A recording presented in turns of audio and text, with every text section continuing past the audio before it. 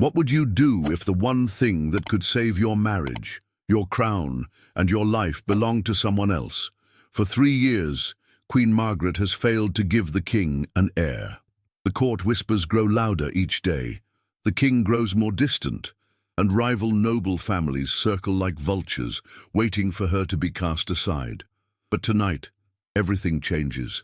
In a humble cottage on the edge of the royal forest, a peasant woman named Anna has just given birth to a healthy baby boy. What she doesn't know is that the child's father is the king himself, a secret from his hunting trips that could destroy the kingdom if revealed. What Anna also doesn't know is that Queen Margaret has discovered this secret, and the Queen has made a decision that will haunt her for the rest of her life.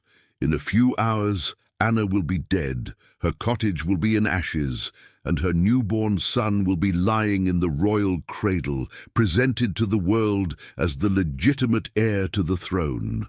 The Queen thinks she's solved all her problems with one brutal night of action, but she's actually created a nightmare that will consume her from the inside out. Because every time she looks at the child she stole, she sees the mother she murdered. Every lullaby she sings is a lie. Every kiss she gives him tastes like blood. This is the empty cradle, where desperate love becomes deadly theft, and motherhood becomes the cruelest kind of prison. Stay to discover if a queen can live with a stolen child, and whether a lie this big can ever stay buried. Queen Margaret stands frozen outside the king's private study, her ear pressed against the heavy oak door.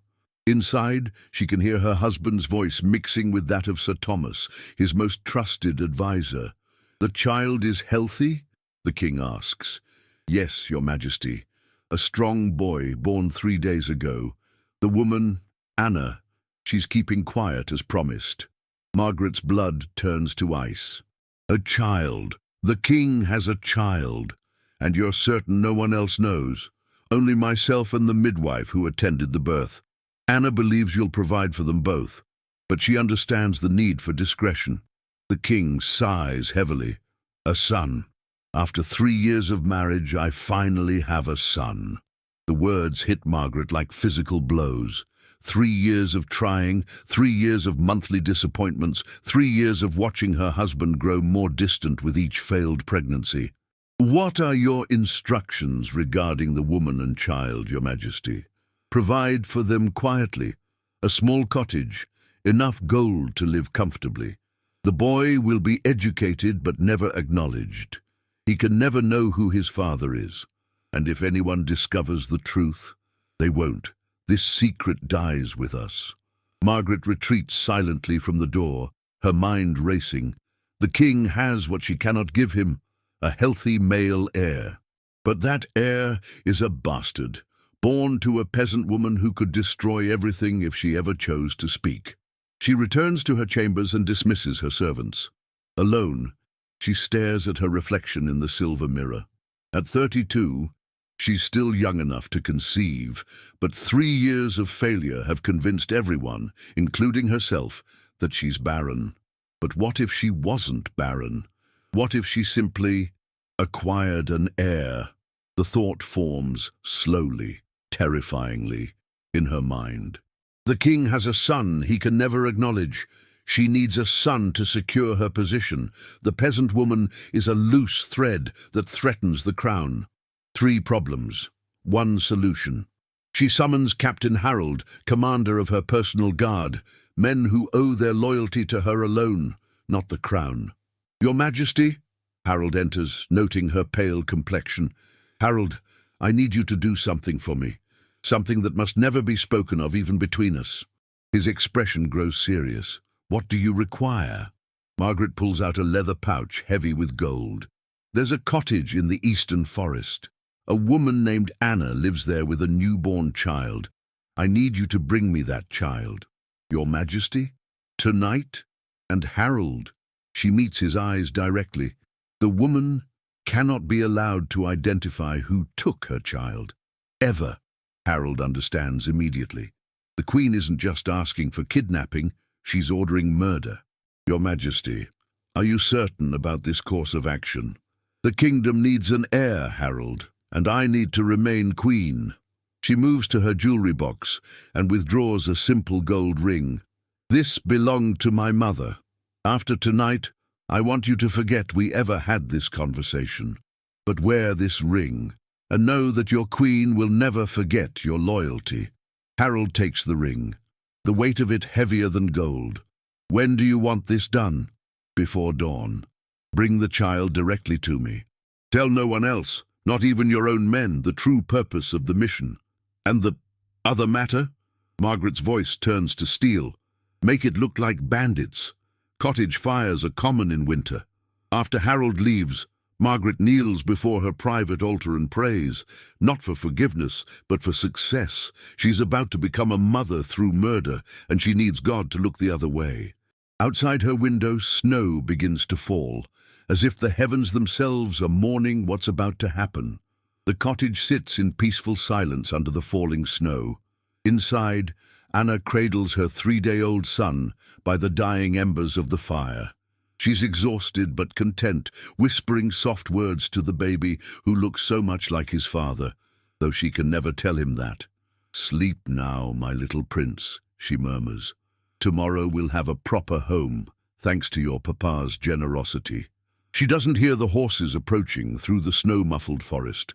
Captain Harold and 3 of his most trusted men dismount silently. They've done terrible things for the crown before, but this feels different. This feels like damnation. "Remember," Harold whispers, "we're here for bandits who got out of hand. The child survives, everything else burns." His men nod grimly. They don't ask questions about why the queen wants a peasant baby, or why the cottage must be destroyed. Soldiers learn not to think too deeply about royal orders. Harold approaches the cottage door and listens. Inside, he can hear Anna humming a lullaby. The sound makes his stomach turn, but he thinks of the gold ring now on his finger and steels himself. The door isn't locked. Why would it be? Anna has nothing worth stealing except the one thing the queen wants most. They enter quietly, but Anna's mother instincts wake her immediately. She sees armed men in royal colors and clutches the baby protectively. "Please," she whispers, "don't hurt my child." Harold's voice is gentle, despite what he must do. "Give me the baby, Anna. No one needs to get hurt." "You know my name?" Fear creeps into her voice. "Who sent you?" "Someone who needs what you have." Anna backs toward the far wall, still holding her son. "I haven't told anyone about the king. I've kept my word, I swear it." The admission that she knows the child's true parentage seals her fate. Harold signals to his men, who begin dousing the cottage with oil from their saddlebags. "The child will be cared for," Harold says. "He'll have a better life than you could ever give him." "He's my son." "No," Harold replies sadly. "He's the kingdom's son. You were just carrying him for a while." Anna makes a desperate run for the door, but Harold catches her easily. The struggle is brief. She's weak from childbirth, and he's a trained soldier. As she falls, her last words are a whispered prayer. "God, protect my baby." Harold takes the infant, who begins crying at the sudden chaos. The child's wails will haunt Harold's dreams for the rest of his life. "Light it," he orders his men. The cottage goes up quickly. Old wood and thatch burn fast in winter air. Within minutes, what was once a home becomes a funeral pyre. Harold mounts his horse, the crying baby wrapped in his cloak. Behind them, flames reach toward the snow-heavy sky, and smoke carries Anna's dreams away on the wind. Back at the castle, Queen Margaret paces her chambers frantically. Every minute feels like an hour. Finally, she hears the sound she's been waiting for, horses in the courtyard, and then footsteps in the corridor. Harold enters, carrying a bundle that's suddenly quiet. The baby has exhausted himself, crying and fallen asleep. "It's done, Your Majesty." She takes the infant with trembling hands. He's beautiful, dark hair like the king's, strong features that will grow handsome, perfect in every way. "And the woman?" "The cottage burned. Bandits, as far as anyone will know." Margaret looks down at the sleeping child and feels something she didn't expect. Genuine tenderness mixed with crushing guilt. Harold, from this moment forward, this is my son, born in this castle 3 days ago after a difficult labor. Do you understand? Yes, your majesty. The midwife who will confirm the birth is already paid and prepared. By morning, the entire kingdom will celebrate the arrival of the heir. Harold nods and turns to leave, but Margaret calls him back. Harold, did she suffer? The captain considers lying, then decides the Queen deserves the truth. She died protecting him, your majesty. Her last thought was for his safety. Margaret closes her eyes, feeling the weight of what she's done. Then she was a good mother. Yes, your majesty, she was. After Harold leaves, Margaret sits alone with the stolen child, watching him sleep peacefully in her arms. Tomorrow, she'll present him to the king as their miracle, but tonight, she mourns the woman whose life she took to create this lie. Forgive me, she whispers to the baby. I'll love you as my own, I promise. But you'll never know what I did to have you. Dawn breaks over the castle as Queen Margaret prepares for the performance of her life. The baby, her stolen son, sleeps peacefully in an ornate cradle that's been waiting empty for 3 years. Dame Catherine, the castle's head midwife, enters the chamber. She's been paid handsomely to confirm the Queen's difficult birth and ask no questions. Your Majesty, you look radiant for someone who just delivered a child. Margaret forces weakness into her voice. The labor was challenging, but worth every moment of pain. Dame Catherine examines the baby with professional eyes. He's perfect, Your Majesty. Strong lungs, good color. The king will be overjoyed. Send word to His Majesty immediately. Tell him his prayers have been answered. Within minutes, the king bursts through the chamber doors, his face a mixture of hope and disbelief. He stops when he sees the baby in Margaret's arms. Margaret, is it true? She lifts the infant toward him. Your son, my lord. Your heir. The king approaches slowly, as if afraid the vision might disappear. When he takes the baby, his hands shake with emotion. He's beautiful, the king whispers. He looks... Margaret's heart stops. Does the king recognize his own bastard child? He looks like you. She finishes quickly. The same strong jaw, the same eyes. The king studies the baby's features, and Margaret holds her breath. But joy blinds him to the truth. Our son, he says, kissing both the baby and Margaret. After all this time, God has blessed us. Word spreads through the castle like wildfire. Within hours, the great hall is packed with nobles, courtiers, and servants. All come to witness the presentation of the heir. Margaret sits on her throne, the baby in her arms, accepting congratulations and gifts. Every smile feels like a lie, every blessing like a curse. Lord Edmund approaches with his wife. Your Majesty, such wonderful news. The kingdom rejoices at the birth of the prince. Thank you, Lord Edmund.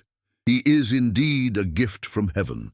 But across the hall, Margaret notices Sir Thomas, the king's advisor who knows about Anna and her child. His expression is puzzled, concerned. He approaches the throne carefully. Your Majesty, congratulations on the birth of your son. Thank you, Sir Thomas. His eyes study the baby intently. Forgive me, but he seems quite developed for a newborn. Most babies are much smaller. Margaret's blood chills, but she keeps her voice steady. The physicians say he's simply a robust child, a sign of good health. Of course, Your Majesty. I meant no offense. But Thomas doesn't move away. He continues staring at the baby with growing recognition. The king joins them, beaming with pride. Thomas, meet my son and heir. Isn't he magnificent? Indeed, Your Majesty, he's very familiar looking. Margaret forces a laugh. All babies look similar at first, don't they? He'll develop his own features soon enough. Thomas nods slowly, but his suspicion is evident. Your Majesty, might I have a private word?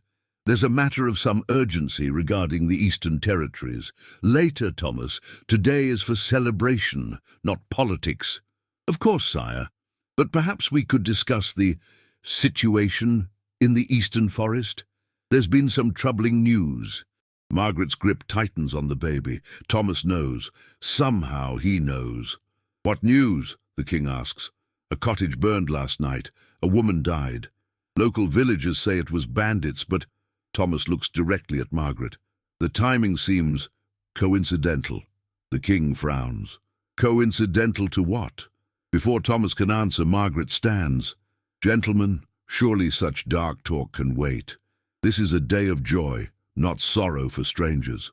"Of course, your majesty," Thomas bows. "Forgive me. Sometimes an advisor sees conspiracies where there are only coincidences." But his eyes remain fixed on the baby, and Margaret knows her secret isn't as safe as she thought. As the celebration continues around her, Margaret realizes she's not just stolen a child. She's started a war with the one man who could expose her, and Thomas looks like a man preparing for battle. That evening, Sir Thomas sits alone in his study, surrounded by maps and documents. But his attention is focused on one piece of parchment, birth records from the royal physicians, showing the Queen's previous failed pregnancies and her inability to carry a child to term. A knock interrupts his thoughts. Captain Harold enters, still wearing the gold ring the Queen gave him. "Sir Thomas, you requested to see me." "Yes, Harold. I need to ask you about last night's patrol in the Eastern Forest." Harold's expression doesn't change. "Routine patrol, sir.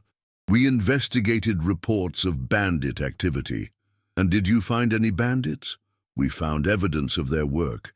A burned cottage, one casualty." Thomas leans forward. "Tell me about this casualty." "A peasant woman.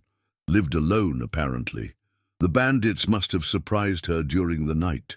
"Lived alone?" Thomas's voice sharpens. "No family? No children?" Harold meets his gaze steadily. "None that we found, sir."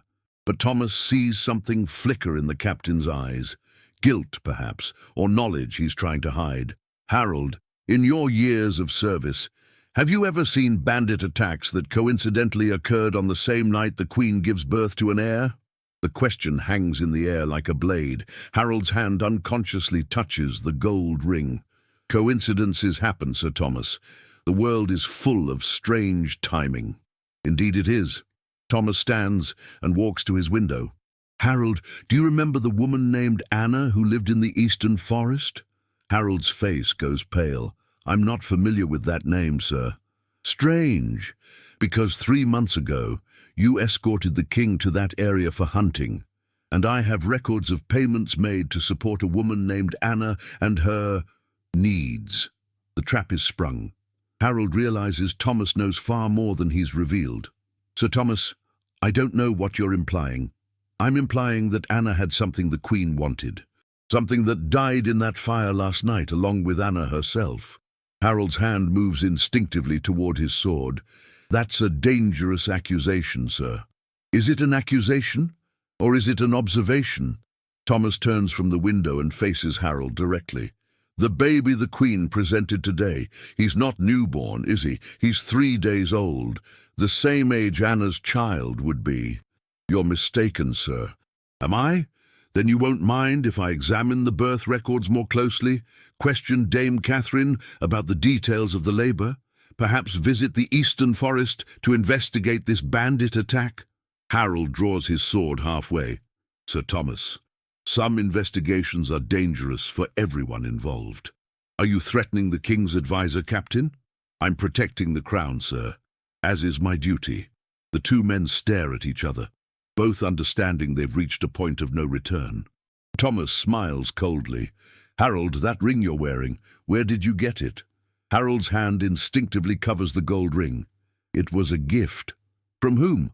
"A grateful noble family." "How interesting. Because that ring bears the personal seal of Queen Margaret's house, her family crest, to be precise."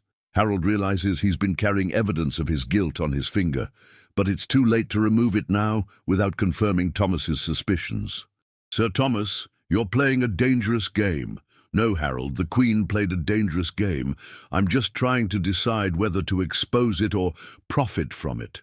The statement catches Harold off guard. "Profit?" Thomas sits back down, his tone becoming businesslike. The Queen committed murder and kidnapping to steal an heir. That's treason, punishable by death, but it's also valuable information. What do you want? The same thing the Queen wanted: security, power, the ability to shape the kingdom's future. Harold sheathes his sword, realizing this isn't about justice. It's about blackmail. What are your terms? Simple. I become the Queen's most trusted advisor. I have access to royal decisions before they're made, and I receive certain considerations for my discretion. And if she refuses? Thomas picks up a letter from his desk. Then I deliver this detailed account to the king, explaining how his beloved heir is actually his bastard son, stolen from a murdered peasant woman. Harold takes the letter and scans its contents. Thomas has documented everything: Anna's payments, the timing of the birth, even Harold's presence in the eastern forest. She'll never agree to this. Oh, but she will. Because the alternative is losing everything: her crown, her stolen child, and her life. Thomas stands and walks Harold to the door. Give the Queen my proposal. Tell her I require an answer by tomorrow evening. And Harold, yes, sir? Tell her that if anything happens to me, several copies of that letter will be delivered to various lords throughout the kingdom. Insurance, you understand. As Harold leaves, Thomas returns to his window. In the distance, he can see smoke still rising from the eastern forest where Anna's cottage burned. Rest in peace, Anna, he whispers. Your death is about to become very profitable. In the Queen's private chambers, Margaret rocks the stolen baby, while Captain Harold delivers Thomas's ultimatum. Every word feels like a dagger through her heart. He knows everything, she whispers. Everything, Your Majesty. Anna's name, the payments, the timing. He even identified your mother's ring.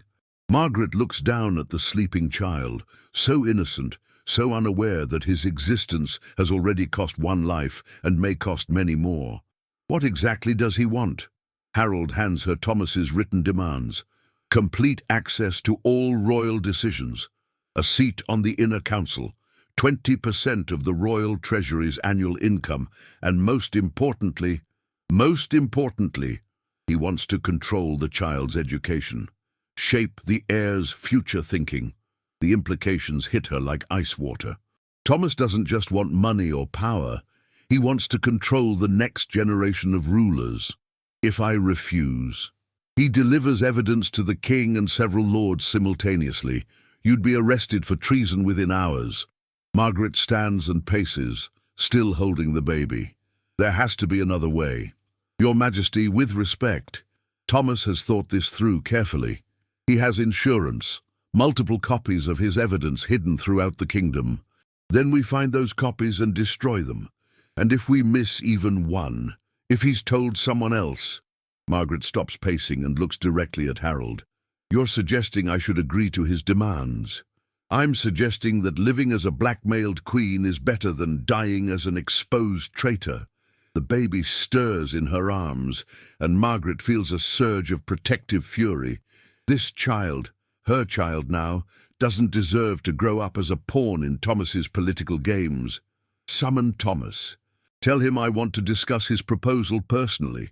Your Majesty, is that wise? Probably not, but I need to look him in the eye when I give him my answer. An hour later, Thomas enters the Queen's chambers with the confidence of a man who holds all the cards. He bows formally, but his smile is cold. Your Majesty, I trust Captain Harold conveyed my message clearly. Indeed he did. 20% of the treasury, a council seat, and control over my son's education. Your stolen son's education, Thomas corrects gently. Let's be precise about our terms. Margaret's jaw tightens. And in exchange, you keep silent about Anna's unfortunate death. Anna's murder, Your Majesty. Again, precision matters in these arrangements. The Queen moves to her jewelry box and withdraws a small dagger, ornate but sharp. Thomas, let me offer you a counter-proposal. His confidence wavers slightly. Your Majesty, you take this dagger, walk to that window, and throw yourself from it. In exchange, I don't have you tortured to death for threatening the crown. Thomas laughs, but there's nervousness in it. Your Majesty, killing me would only confirm your guilt. My evidence would still be delivered. Would it? You're so certain your associates would follow through if you were dead? Completely certain. Margaret tests the dagger's edge against her thumb, drawing a bead of blood. Even if I offered them more gold than you ever could, even if I convinced them you were planning to betray them too. You're bluffing, Your Majesty. Am I? She moves closer. Thomas, you made one critical error in your blackmail scheme. What error? You assumed I value my own life more than my child's future. You assumed I'd submit to threats rather than fight to protect what's mine. Thomas backs toward the door. Your Majesty, you're being irrational. Think about what's best for the kingdom. I am thinking about the kingdom. And what's best for the kingdom is not having advisors who murder innocent women for their own profit. I didn't murder anyone. No, but you're profiting from Anna's death. That makes you an accomplice after the fact. The accusation hits home. Thomas realizes the Queen is right. Legally, morally, he's now part of the crime he's trying to exploit. Margaret continues, pressing her advantage. Here's what's going to happen, Thomas. You're going to destroy your evidence, all of it, and you're going to continue serving the crown loyally, without special privileges or payments. And if I refuse, then I tell the king that you discovered his bastard son's existence months ago and failed to report it. That you've been extorting the crown using information about his private affairs. Thomas's face goes pale. She's turned the blackmail against him perfectly. The king trusts you, Thomas, but not more than he loves his heir. If I tell him you threatened his son's legitimacy for personal gain, you have no proof of my extortion. Margaret smiles and gestures toward a tapestry. Captain Harold steps out from behind it, having heard every word of Thomas's demands. Don't I? Thomas realizes he's been completely outmaneuvered. The Queen has witnesses, accusations of her own, and the moral high ground of protecting her child. What do you want from me, Your Majesty? Loyalty, silence, and the names of anyone else who helped you gather this evidence. Thomas considers his options and realizes he has none. The Queen has beaten him at his own game. Agreed, he says quietly. Excellent. And Thomas? Yes, Your Majesty. If you ever threaten my family again, I won't just have you thrown from a window. I'll have you thrown from the highest tower in the kingdom. 6 months have passed since the night of the theft. The stolen prince has grown into a healthy, beautiful baby who smiles at Margaret's voice and reaches for her with tiny fingers. To the kingdom, he is Prince Alexander, heir to the throne and joy of the royal court.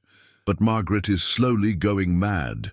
In the nursery, she sits beside the cradle at 3 in the morning, the same time Anna died. She does this every night now, unable to sleep, watching the child who should be calling another woman mother. Sweet dreams, my little prince, she whispers, but her voice cracks on the words. Dame Catherine, the midwife, enters quietly. Your Majesty, you should rest. The wet nurse can tend to him during the night. No. Margaret's response is sharp. I need to be here, in case he needs me. But Catherine sees the truth. The Queen isn't protecting the child from danger. She's tormented by guilt, compulsively checking on him, as if her constant presence can somehow undo the sin of his origins. Your Majesty, you've lost weight. You're pale. The court is beginning to notice. Margaret looks at her reflection in the nursery mirror. Catherine is right. She looks like a ghost of herself, hollow-eyed and haunted. I'm fine. Just tired from new motherhood. This isn't normal maternal exhaustion, Your Majesty. This is something else. During the day, the symptoms get worse. Margaret sees Anna's face in crowds, hears her voice in the wind. During a state dinner, she suddenly stands and announces, "We need to provide better protection for the women in the Eastern Territories. Too many have died from bandit attacks." The king looks puzzled. "Margaret, we've had no reports of increased bandit activity." "Haven't we?" Her voice rises dangerously. "I heard there was a woman named Anna who died horribly, burned alive while defending her child." The court murmurs in confusion. Sir Thomas, now sworn to silence, watches nervously as the Queen's composure crumbles. "My love," the King says gently, "perhaps you need rest. New mothers sometimes have difficult thoughts." But Margaret can't stop. What if that woman had family? What if she had people who loved her? What if her death was preventable? She realizes she's said too much and sits down abruptly, but the damage is done. The court has seen their Queen acting strangely, speaking of dead peasants as if they personally haunted her. That night the King visits her chambers privately. "Margaret, I'm concerned about you. These moods, these strange fixations." "I'm fine, Edward. Just adjusting to motherhood." "Are you? Because you speak of this Anna as if you knew her personally." Margaret's heart stops. "I don't know anyone named Anna." "Then why does her death affect you so deeply?" She can't answer without revealing everything, so she retreats into lies. "I'm just sensitive to suffering. Becoming a mother has made me think about all mothers, everywhere." The King accepts this explanation, but he's watching her more carefully now. The breaking point comes during Prince Alexander's christening ceremony. As the bishop anoints the baby's forehead with holy oil, Margaret suddenly remembers Anna's last words. "God, protect my baby." She begins sobbing uncontrollably during the sacred ceremony, disrupting the entire service. "I'm sorry," she gasps. "I'm so sorry. She didn't deserve to die for him." The King takes her arm. "Margaret, what are you talking about?" But she's beyond rational speech, lost in a spiral of guilt and grief. She was just a mother protecting her child, just like I am, just like any mother would. The bishop and assembled nobles look on in shock as their Queen has what appears to be a complete breakdown in the middle of her son's christening. Captain Harold steps forward quickly. "Your Majesty appears to be overwhelmed by emotion. Perhaps we should continue the ceremony later." But Margaret turns to Harold with wild eyes. "Tell them the truth, Harold. Tell them what we did to get him." Harold's face goes white. The Queen is about to confess everything in front of the entire court. "Your Majesty, you're not well. Let me escort you to your chambers." "No!" she shouts, turning to the King. "Edward, you deserve to know. This child isn't—" Before she can finish, Harold moves swiftly behind her and applies pressure to a nerve point at her neck. The Queen collapses unconscious. "The Queen has fainted," Harold announces to the shocked assembly. The excitement of the ceremony has overwhelmed her. As he carries the unconscious Margaret from the chapel, Harold knows their secret is hanging by a thread. The Queen's guilt is consuming her sanity, and if she has another breakdown, she'll confess everything. The stolen child may have saved her crown, but it's destroying her mind. And Harold realizes they may have to choose between the Queen's sanity and the kingdom's stability. The Queen has been confined to her chambers for 3 days, officially suffering from exhaustion. But behind the locked doors, Margaret paces like a caged animal, talking to herself or to Anna's ghost. "I gave him everything you couldn't," she whispers to empty air. "Education, wealth, a crown. Why do you still haunt me?" Captain Harold and Dame Catherine stand outside her door, listening to the one-sided conversation with growing alarm. "She's getting worse," Catherine whispers. "She barely eats, doesn't sleep. Yesterday, I found her trying to nurse the baby, claiming he was crying for his real mother." Harold's face is grim. "Has she said anything specific?" "About Anna. Everything. Names, dates, details of that night. If anyone else hears her..." A crash from inside the chamber makes them both jump. They unlock the door to find Margaret has smashed her mirror, blood running from cuts on her hands. "Your Majesty!" Catherine rushes to tend the wounds, but Margaret stares at the broken glass. "She was there, in the mirror. Anna was there, holding her baby, asking me why I stole him." Harold exchanges a desperate look with Catherine. The Queen is beyond reason now. "Margaret," Harold says gently, "Anna is dead. She can't be here." "Can't she?" Margaret's eyes are wild.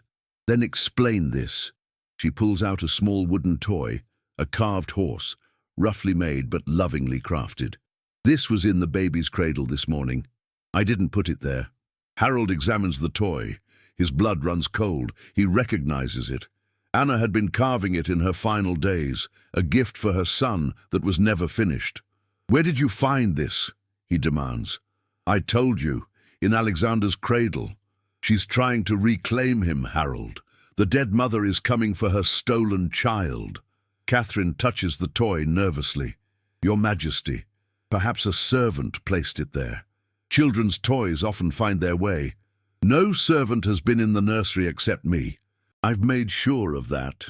Harold realizes what's happening. In his guilt over murdering Anna, he's been leaving small reminders of her near the baby. The toy, a wildflower, a smooth stone from near her cottage. He's been trying to honor her memory without realizing it's driving the Queen insane.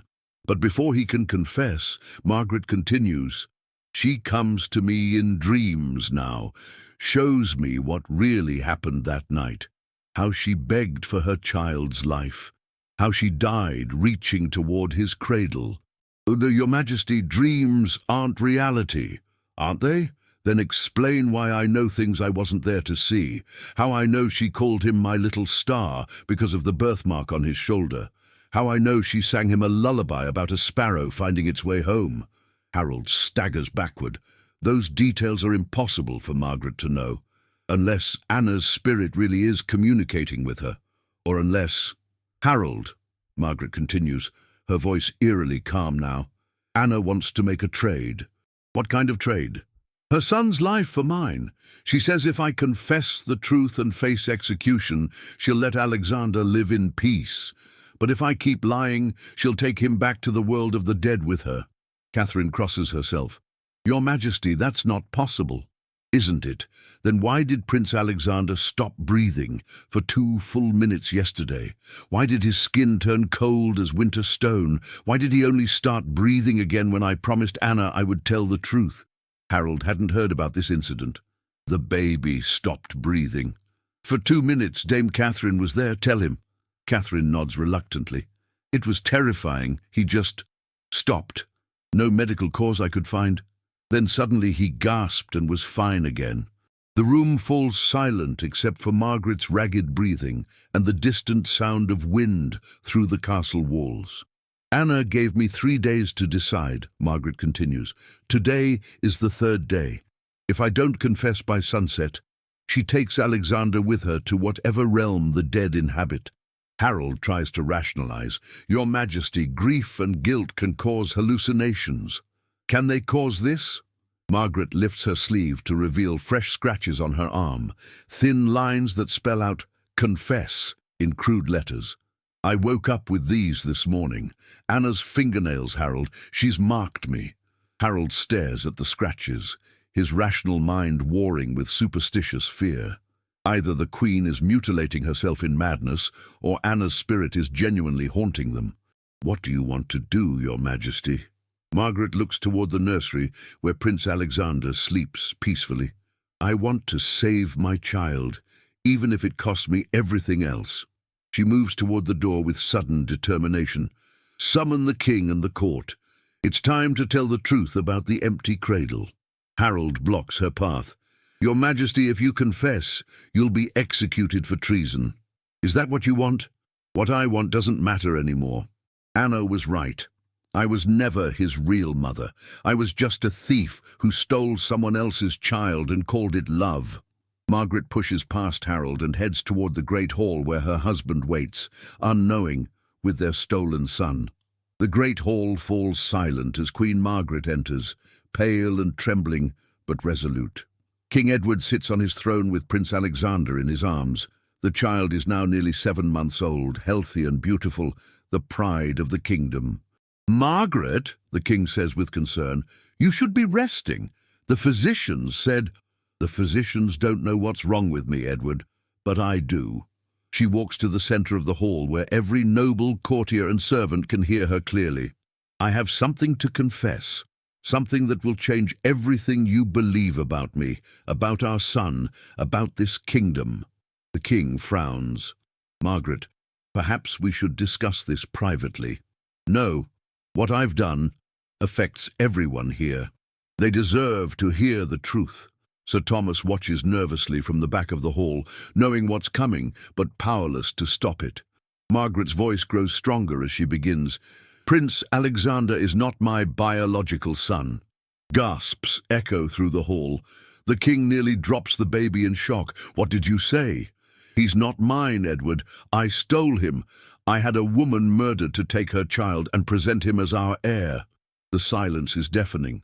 Then chaos erupts, nobles shouting questions, servants crying out in shock, guards looking uncertain whether to protect or arrest their queen. The king stands slowly, still holding Alexander. Margaret, what are you saying?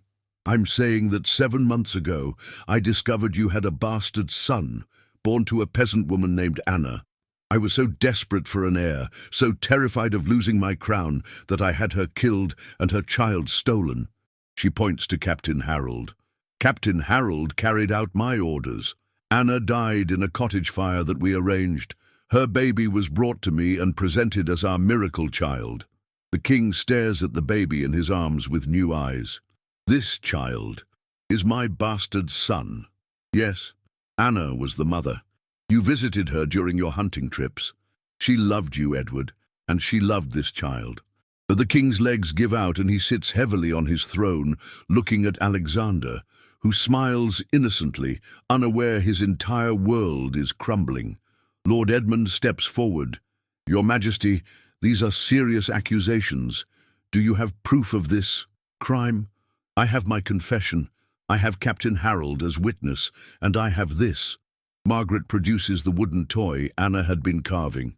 Anna made this for her son before we murdered her. It's been appearing in Alexander's nursery, as if she's trying to reclaim what we stole. The king's voice is barely a whisper. Anna is dead, burned alive in her cottage while trying to protect her child. Her last words were a prayer for his safety. The king closes his eyes, and tears begin falling. I loved her, not the way I love you, but I cared for her. I promised her safety. I destroyed that promise to satisfy my own desperation. Sir Thomas finally speaks up. Your Majesty, the legal implications of this confession are severe, Margaret interrupts. I know, treason, murder, kidnapping. I'll face whatever punishment the crown demands. But the king isn't thinking about legal implications. He's looking at the child in his arms, his son, born of a woman he cared for, raised by the woman who killed that child's mother. Alexander, he whispers to the baby. Your real name should be, what would Anna have called you?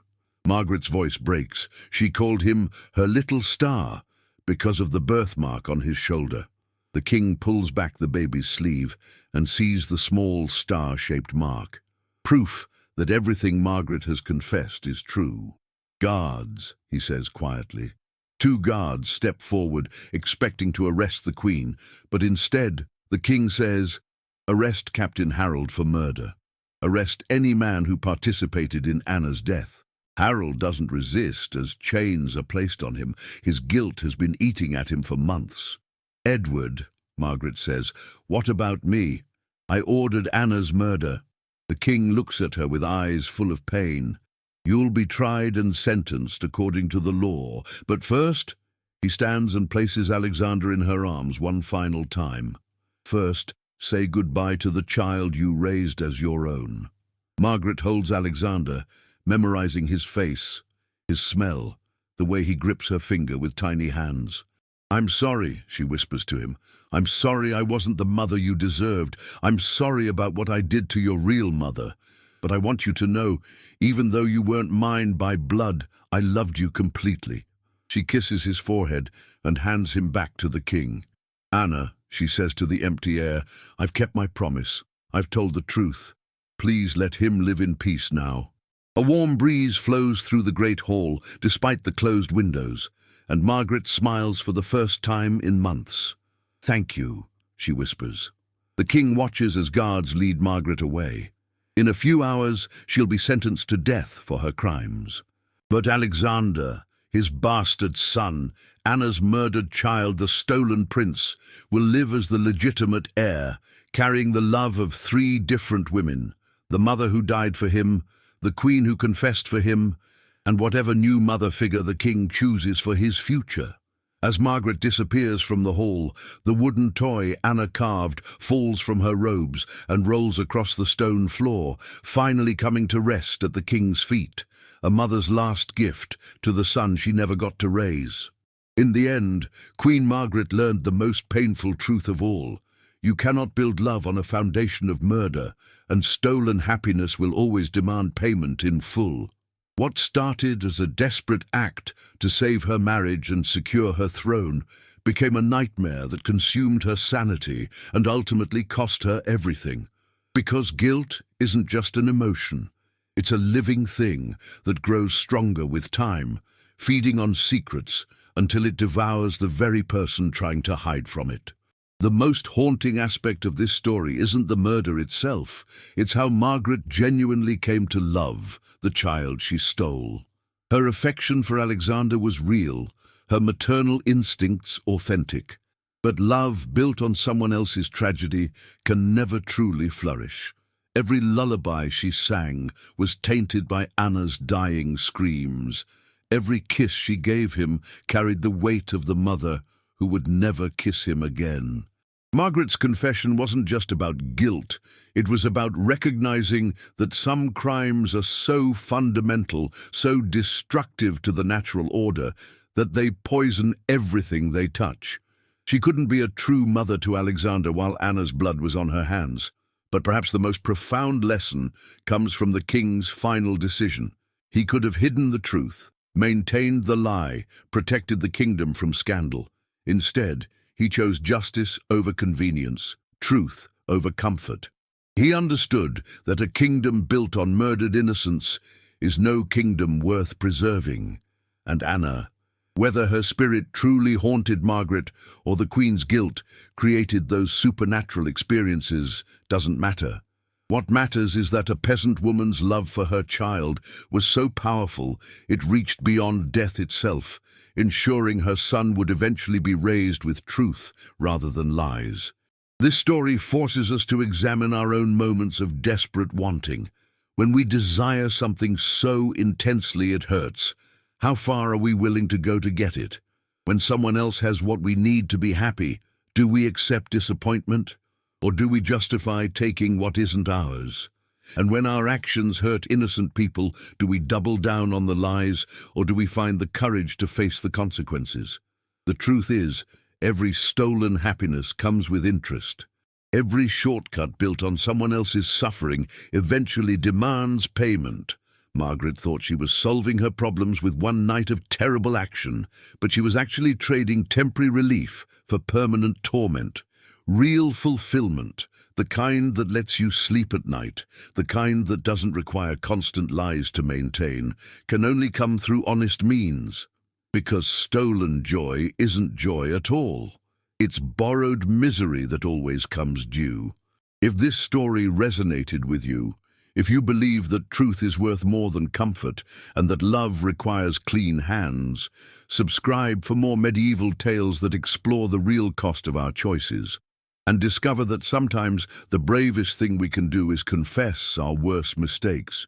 Because in the end, the empty cradle isn't just about a stolen child.